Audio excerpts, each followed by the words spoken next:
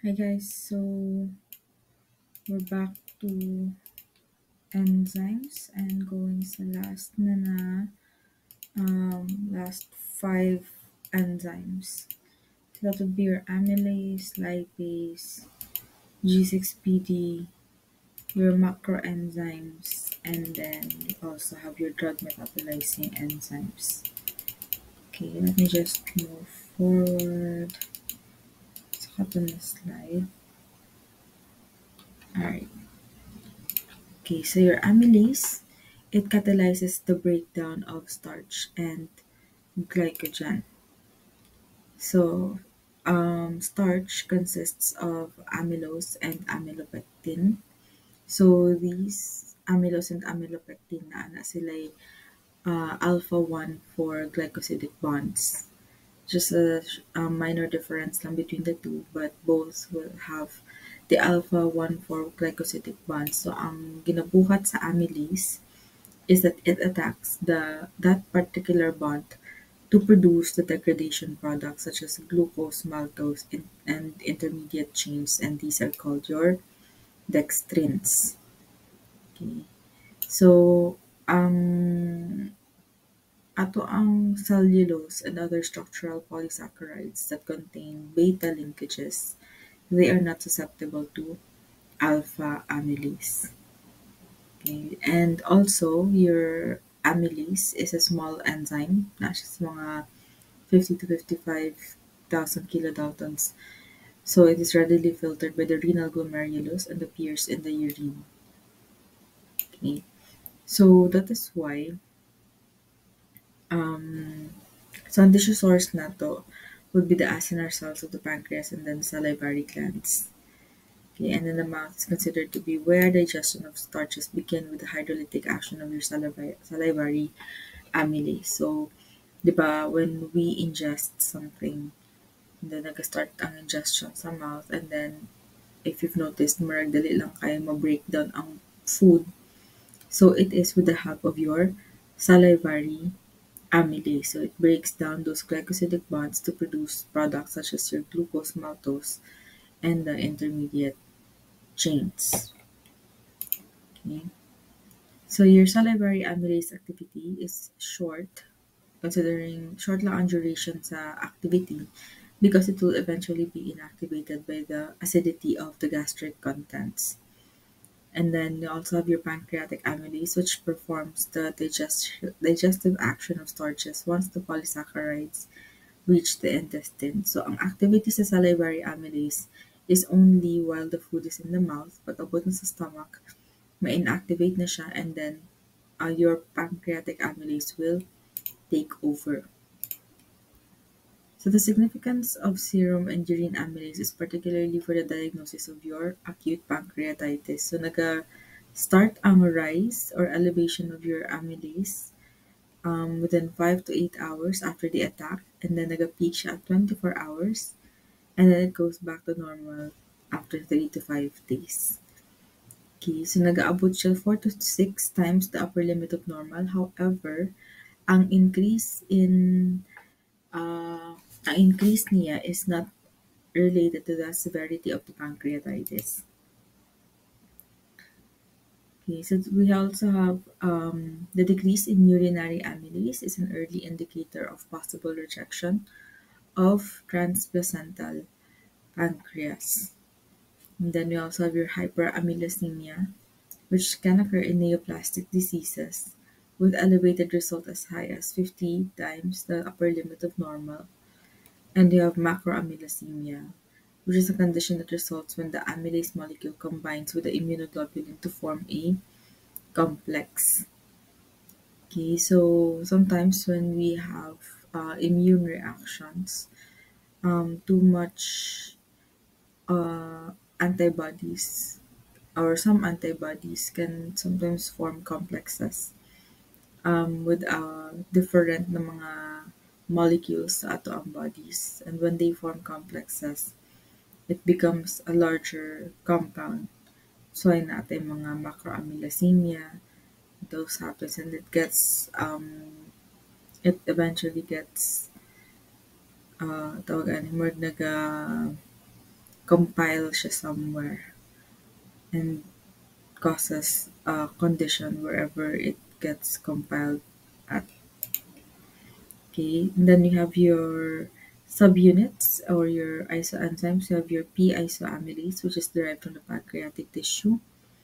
It predominates the isoamylase found in normal urine, and then you have your S-isoamylase, which is derived from the salivary gland as well as the fallopian tube and lung, and migrates most quickly. So, mao ni siya ang major isoenzyme that we can find sa ato ang plasma or serum.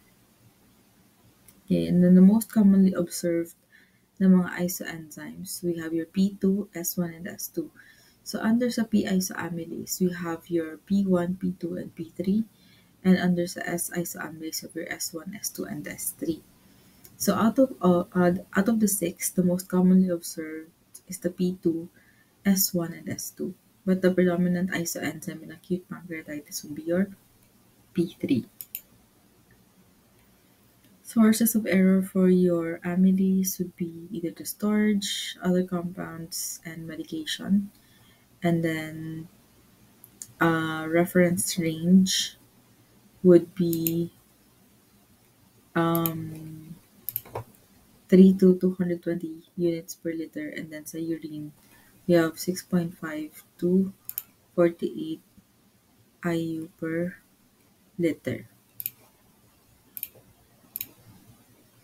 Okay, so for your sources of error, so in sa storage, amylase in serum and urine is particularly stable, and little loss of activity occurs at room temperature for 1 week or at 4 degrees Celsius for 2 months. Okay, your plasma triglycerides suppress or inhibit serum amylase activity. So whenever there is acute pancreatitis with hyperlipemia or taas ang lipids, okay, we could have normal amylase values because of the inhibitory property of the triglycerides towards amylase. Okay, we also have false elevations whenever there is administration of morphine and other opiates for pain relief before blood sampling. Murag na siya gina-constrict na sphincter muscle, and the constriction plus the pulsative release of the amylase causes ang high pressure and also regurgitation. So instead na mo release siya, murag mo balik noon siya dito sa plasma and causes a false elevation sa ato ang amylase, plasma amylase or serum amylase. Okay, that's it for your amylase. Next, you have your lipase or your LPS. This is an enzyme that hydrolyzes the ester linkages of fats to produce alcohols and fatty acids from your triglycerides. It catalyzes the partial hydrolysis of dietary triglycerides in the intestine, and ang LPS concentration is usually found sa ato ang pancreas gihapon. So the measurement of your lipase is solely for the diagnosis of acute pancreatitis. So it rises 4 to 8 hours and peaks at 24 hours and decreases 8 to 14 days. So mas early ang rise sa lipase nato compared to ato ang amylase, and mas early siya by 1 hour. Okay.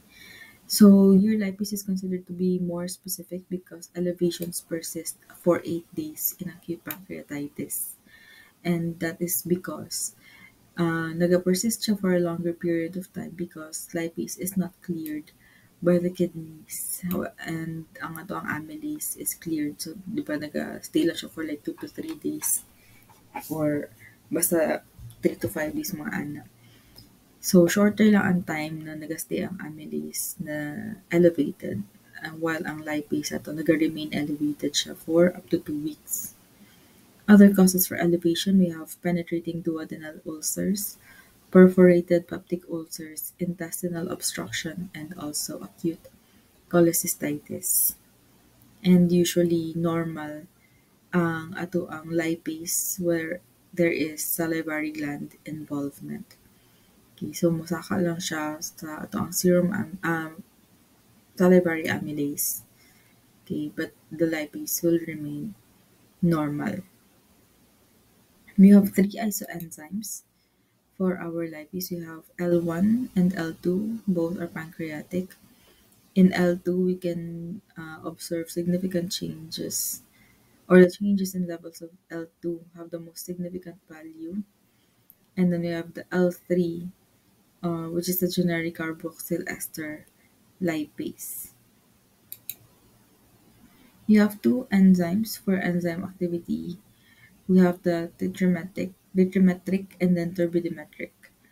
For the tetrametric, it utilizes the effective titration of a product yielded with a lipase reaction that quantitatively measures the net reaction of titrant used to react with the product. Okay, so ang net reaction ang gina-measure pag tetrametric. Pag turbidimetric, ang rate of clearing ang gina-measure. So it eventually creates syempre turbidimetry nag-create siya o there will be a turbid na uh, product that will be formed, or turbid solution that will be formed, and then what we will observe would be the rate of clearing, which is proportional to the lip- lipase activity. For the sources of error, so hemoglobin inhibits the activity of serum lipase, which will cause falsely low value, so hemolysis should be avoided. And however, lipase is stable in plasma with negligible loss in activity at room temperature for 1 week or for 3 weeks at 4 degrees Celsius. Reference range for lipase is less than 38 UL. Okay. Next, you have your glucose 6-phosphate dehydrogenase, or what we commonly know as G6PD. This catalyzes the oxidation of G6P to 6-phosphogluconate, or the corresponding lactone important in the production of your NADPH. Tissue sources for G6PD, we have the adrenal cortex, spleen, thymus, lymph nodes, lactating mammary gland, and also erythrocytes.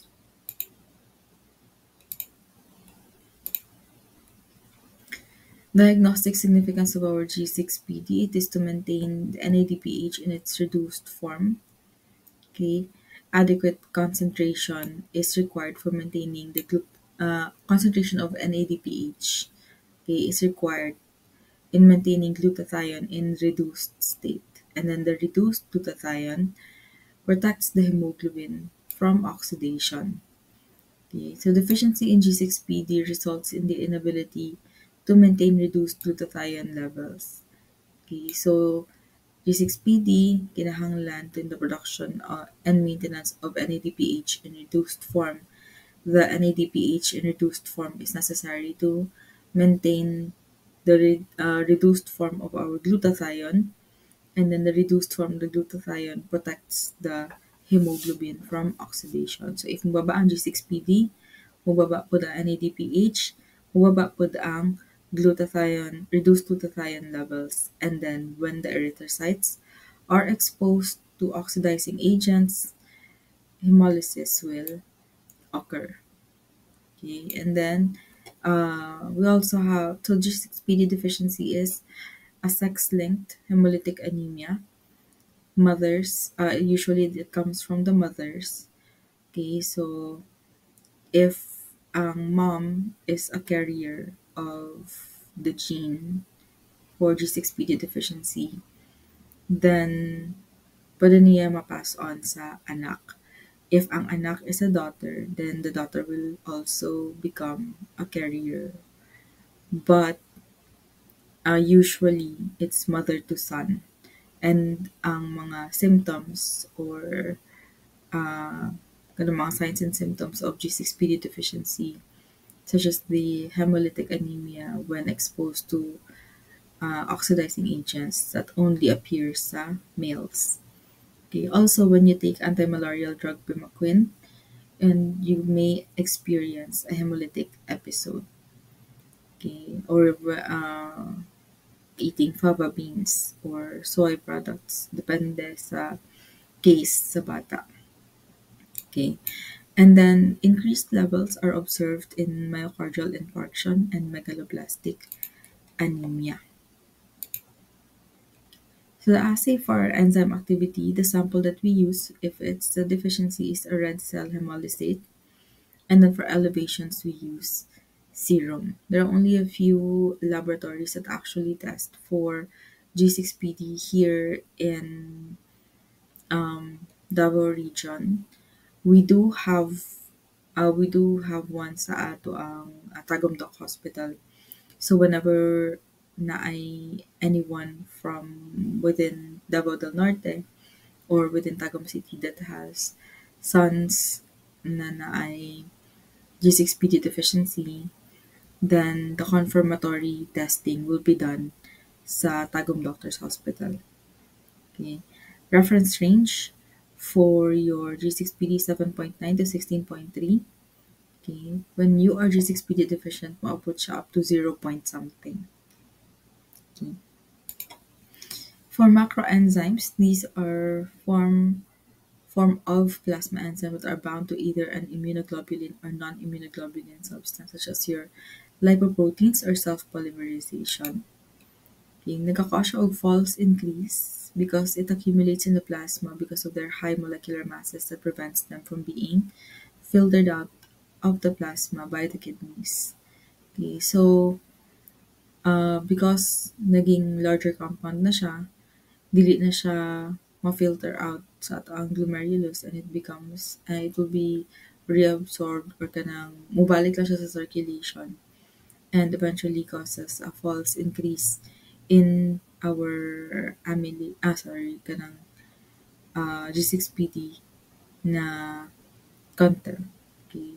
Or depende what kind of macroenzyme. We have macroamylase. Diba? Depende what kind of compound or molecule attaches itself to the immunoglobulin or to the lipoprotein. Okay. So we also have the principal method to identify enzymes that are bound to immunoglobulins and non-immunoglobulins would be the electrophoresis. We have two theories to explain their formation. First is the antigen-driven theory.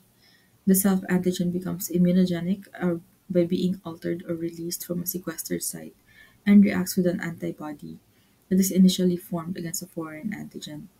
Okay, so antigen-driven theory, it will be more clear sa inyo once na maka-immunosero na mo. But sometimes we have molecules sa ato ang body which tawag ana, our cells or our antibodies are not familiar with because, for example, in the case of some enzymes or some whatever compounds or molecules na naata, naalang sila sa body but then they are hidden because they have to be either released pag na-injury or activated for whatever reason. So our body is not aware or not particularly educated with the presence of those molecules. And once namugawas na siya from the cells or from the body, whenever there is injury or whatever exposure or reaction that happens, in the case of enzymes, usually mo-release siya whenever there's cell injury. Okay, so when it gets released, there is an immunologic reaction. Okay, and then it will eventually cause a reaction and create or stimulate the release of antibodies. Okay, some will try to fight it off and then cause autoantibodies, so it will attack self antigens, or it will form an immune complex and it gets deposited into various na mga sites and cause discomfort or diseases wherever it gets deposited. Okay, So when it forms that particular complex, nagiging dako na kayo siya na molecule. That's why it becomes a macroenzyme. But that's just one theory. Another theory is the dysregulation of immune tolerance, which explains the formation of enzymes with autoantibodies in patients with autoimmune disorders. Okay, so medyo similar lang sila. Um, Sometimes na ay dysregulation of immune tolerance. Okay, so uh, dili na nato matolerate ang mga self-antigens nato because of the dysregulation, and our own antibodies will attack our own cells, causing autoimmune disorders. And this could be true with the case of our enzymes as well. Okay, more on that pag mag-abot na mo sa immunology and serology, pag-abot sa kanang mga immune reactions. Next, you have your drug metabolizing enzymes. So they function primarily to transform xenobiotics into active water-soluble compounds for excretion through the kidneys. Okay, it can also transform inactive prodrugs into active drugs, or convert xenobiotics into toxic compounds, or even prolong the elimination of half-life, or the elimination half-life. Okay, we have what we call the CYP450 enzyme. So there are a lot of articles, journal articles, or lessons that mention cytochrome P450. So these are a super family of isoenzymes that are involved in the metabolism of more than 50% of all drugs. They are named so because they absorb the maximum amount of light at 450 nanometers. Okay, so we also have what we call our inducers. These are compounds that stimulate an increase in the synthesis of CYP450. And we also have our inhibitors, which are compounds that reduce the expression of or activity of a drug metabolizing enzyme. So if you see there's a book, there's actually a table for the uses of your CYP450 na mga enzymes, and if um, deficiency in some of these enzymes will also make you uh, at risk for certain diseases. Okay, so that would be all for our midterms, the entirety of the enzyme na topic. I hope you have studied in advance, including sa inyong hormones, and God bless sa inyong quiz. Thank you.